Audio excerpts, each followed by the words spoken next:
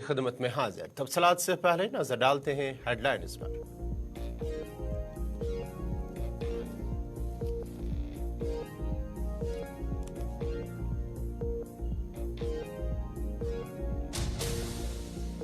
पाकिस्तान में आम इंतखाबात के नताइज जाने का सिलसिला जारी। कहीं पर पीटीआई के हिमायत याफ्ता आजाद उम्मीदवार आगे तो कहीं नून लीग ने ली सबकत।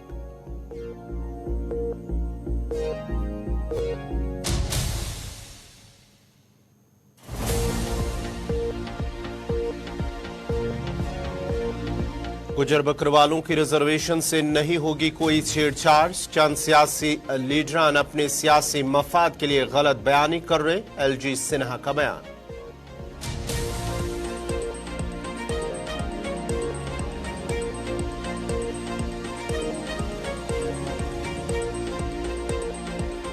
जुमा के मौके पर मीर वाइस उमर फारूक को जामिया मस्जिद जाने की नहीं दी गई इजाजत। मस्जिद में जाने से कबल ही मीर वाइस को घर में रखा गया खाना नजरबंद। अंजुमन औकाफ।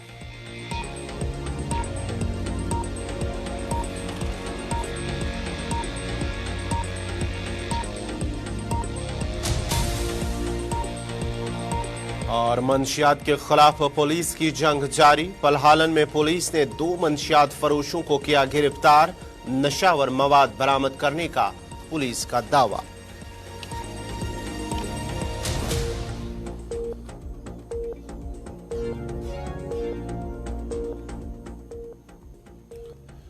और अब पेश है खबरों की तफसील। पाकिस्तान में आम इंतखाबात 2024 के लिए वोटिंग का वक्त खत्म होने के बाद ही वोटों की गिनती का अमल जारी है और साथ ही गैर हतमी और गैर सरकारी नताइज जाने का सिलसिला बरकरार है। इलेक्शन कमीशन ऑफ पाकिस्तान ने 11 घंटे की ताखीर से आज सुबह 4 बजे नेशनल असेंबली के पहले सरकारी नतीजे का ऐलान किया, जिसके बाद सुस्त रवि से नताइज आना शुरू हुए हैं। अब से कुछ देर पहले तक नेशनल असेंबली के 15 हलकों के रिजल्ट का ऐलान इलेक्शन कमीशन ऑफ पाकिस्तान कर चुका है। अब तक के ऐलान करदा नताइज के मुताबिक पीटीआई 5, नून लीग 5 और पाकिस्तान पीपल्स पार्टी 4 निशस्तों पर कामयाबी उन्होंने हासिल की है।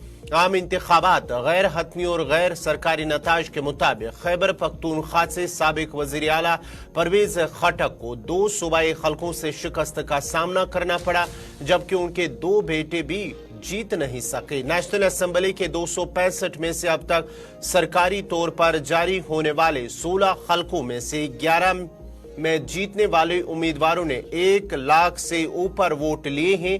चकवाल के 2 हलकों में जीतने और हारने वाले 4 उम्मीदवारों ने 1 लाख से ज्यादा, जबकि लाहौर के हलकान 118 से भी जीतने और हारने वाले दोनों उम्मीदवारों के वोट 1 लाख से ऊपर रहे। इलेक्शन कमीशन ऑफ पाकिस्तान की जानिब से जारी होने वाले फॉर्म 47 के मुताबिक सबसे ज्यादा वोट सिंध से नेशनल असेंबली के हलके यानी 199 से पीपल्स पार्टी के उम्मीदवार को हासिल हुए हैं। रेहाना इम्तियाज डार ने भी पीएमएनएल के उम्मीदवार ख्वाजा आसिफ को करीब 50,000 वोटों से शिकस्त दी है।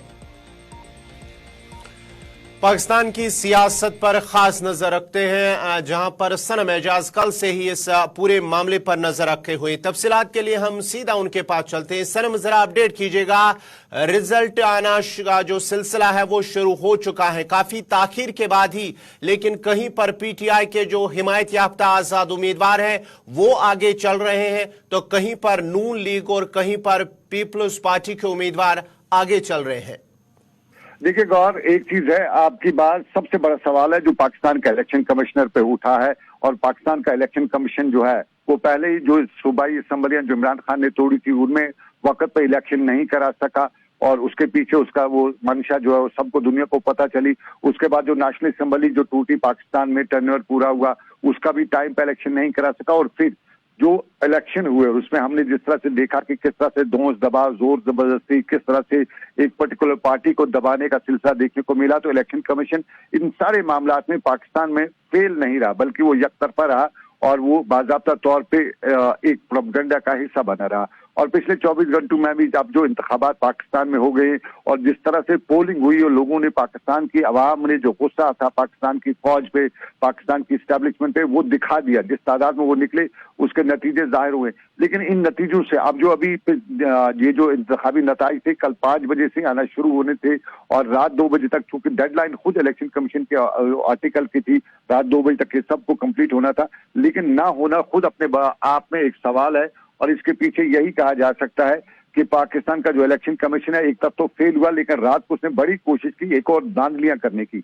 अब तक इलेक्शन के नतीजे ना आने का साफ वजह यही है कि जिस तरीके से या जिस तादाद में इलेक्शन के यहाँ जो पाकिस्तान में जो इमरान खान के जो हिमायत याफ्ता आजाद उम्मीदवार वो जीत के आ रहे, वो आ रहे, तो उस सब को रोकने के लिए अभी तक जो है ऑफिशियल अनाउंसमेंट्स नहीं की जा रही है। और जिस तरह हमने, चूंकि हम सोशल मीडिया को ही मॉनिटर करते हैं और पाकिस्तान का जो मेन स्ट्रीम मीडिया उनकी वेबसाइट को मॉनिटर कर रहे हैं, तो उसमें यही लग रहा है कि अगर जो मेन स्ट्रीम मीडिया पाकिस्तान का वो टोटली जो है वो खामोश है, लेकिन सोशल मीडिया को देखने के बाद बड़ी धांधलियां जो हैं वो नजर आ रही हैं। बहुत से हमने जो फॉर्म 47 है वो हमने सोशल मीडिया में, ट्विटर पे देखा, फेसबुक पे देखा और उनमें बाज़ाब्ता तौर पर लग रहा था कि जो इमरान खान का आजाद हिमायत याफ्ता जो उम्मीदवार है वो जीत रहा है, लेकिन इलेक्शन कमीशन है उसको इलेक्शन को रोक दिया। और इसमें एक और बड़ी बात है, देखिए इसमें नवाज शरीफ के जो दोनों हलकों से वो खुद लड़ रहा था उसको वहां पे हारा हुआ अभी तक नजर आ रहा है। और उसकी सबसे बड़ी वजह जो पाकिस्तानी मीडिया है या सोशल मीडिया पाकिस्तान का बता रहा है कि ये जो है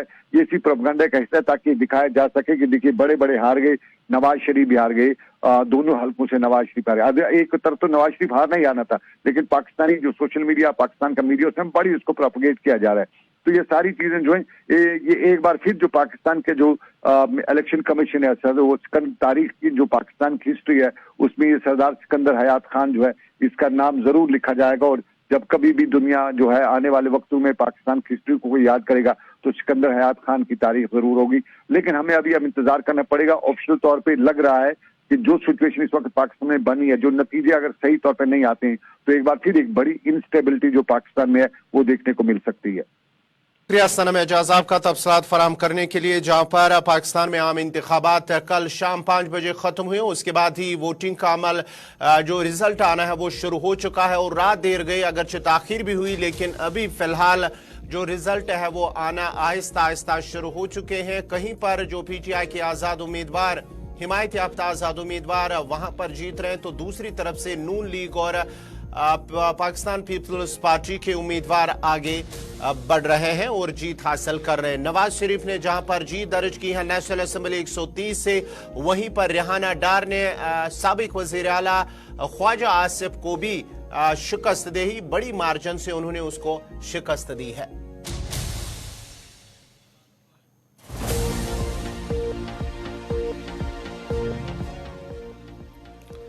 लोकसभा में मरकजी वजीर अर्जुन मुंडा ने यकीन दिलाते हुए कहा है कि गुजर बकरवाल तबके से ताल्लुक रखने वालों को दी गई रिजर्वेशन के साथ कोई छेड़छाड़ नहीं की जाएगी।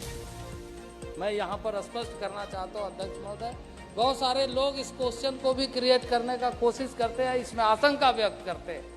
जो वहां पर ऑलरेडी हमारे गुजर बकरवाल गद्दी समुदाय के लोग हैं, मैं इस आशंका को स्पष्ट करना चाहता हूं कि उन्हें शिक्षा में, नौकरी में उसके आरक्षण के साथ कोई छेड़छाड़ नहीं होगा, बल्कि इन सारे जो अभी हम जिनको सम्मिलित कर रहे हैं न्याय देने के लिए, उनके लिए भी व्यवस्था होगी और जो व्यवस्था है वो व्यवस्था बरकरार रहेगी।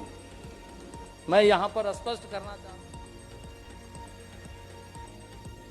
इधर जम्मू कश्मीर के LG मनोज सिन्हा ने कहा है कि जम्मू कश्मीर में बहुत जल्द अर्बन लोकल बॉडीज और पंचायती इंतखाबात भी कराए जाएंगे। उन्होंने कहा है कि पहाड़ियों को अपना हक दिया गया और गुजर बकरवाल तबके से ताल्लुक रखने वालों की रिजर्वेशन से कोई छेड़छाड़ नहीं की जाएगी। ताहम कुछ लोग अपनी सियासी मफादात के लिए गलत बयानात दे रहे हैं। इन बातों का इजहार उन्होंने एग्जीक्यूटिव एडिटर इशफाक गौर से खुसूसी बात करते हुए किया।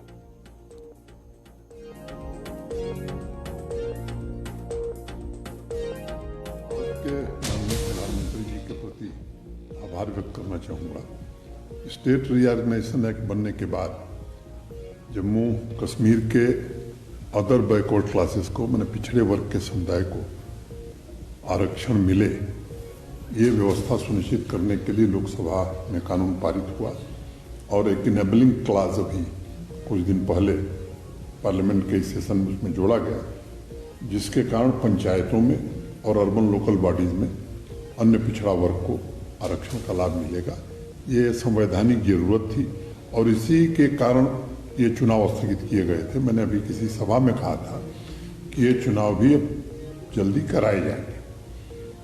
जहाँ तक पहाड़ी रिजर्वेशन का सवाल है, पहाड़ी समुदाय के लोग लंबे समय से यहाँ संघर्षरत थे।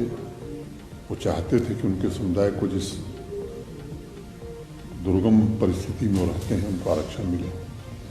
और आपको याद होगा या मैं ये बताना चाहूँगा कि जब 5 अगस्त 2019 को देश के गृह मंत्री श्री अमित शाह जी ने संसद में भाषण दिया था, उस समय भी उन्होंने कहा था कि कभी जिन वर्गों को शेड्यूल ट्राइब का दर्जा हासिल है उन्हें हम आरक्षण की व्यवस्था दे रहे हैं, लेकिन कुछ समूह ऐसे हैं जो छूट गए और इसलिए हमें कमीशन का गठन कर रहे हैं। वो कमीशन जब अपनी रिपोर्ट देगा तो बाकी समुदायों को भी शेड्यूल ट्राइब के अंतर्गत आरक्षण देने का इंतजाम हम करेंगे।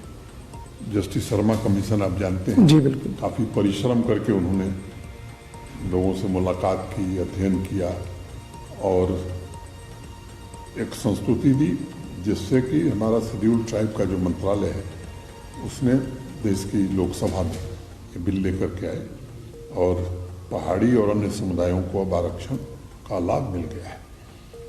मैं ये कहना चाहता हूँ कि भारत सरकार ने इस बात का ध्यान रखा है, पहले से जो आरक्षण शेड्यूल ट्राइब का गुजर, बकरवाल और बाकी हमारे गद्दी, सिप्पी, सीना या बाकी समुदायों के जो लोग थे, उनको जो आरक्षण का लाभ था, चाहे वो नौकरी में हो या शिक्षा में हो, उसके साथ कोई छेड़छाड़ नहीं हुई है, कोई कमी उसमें नहीं की गई है। अलग से पहाड़ी समुदाय, उसमें कई समूह हैं, उनको आरक्षण देने का प्राविधान किया गया है, जो बहुत ही स्वागत योग्य कदम है। मैं समझता हूं कि इससे बेहतरीन कुछ हो नहीं सकता था, लेकिन कुछ लोग जानबूझ करके राजनीतिक स्वार्थ के कारण गुजर, बकरवाल भाइयों को, नौजवानों को भड़काने और गुमराह करने की कोशिश कर रहे हैं। मैं आपके माध्यम से, आपके चैनल के माध्यम से उनसे कहना चाहता हूं कि किसी के बहकावे में आने की जरूरत नहीं है।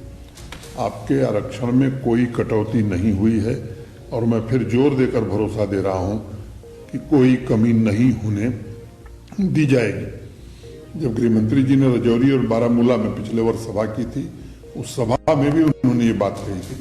इसलिए गुजर, बकरवाल, गद्दी, सिप्पी या बाकी जो समुदाय आरक्षण पा रहे हैं, उनसे मैं निवेदन करता हूं कि आप वास्तविक स्थिति को समझिए और किसी के बहकावे में न आए।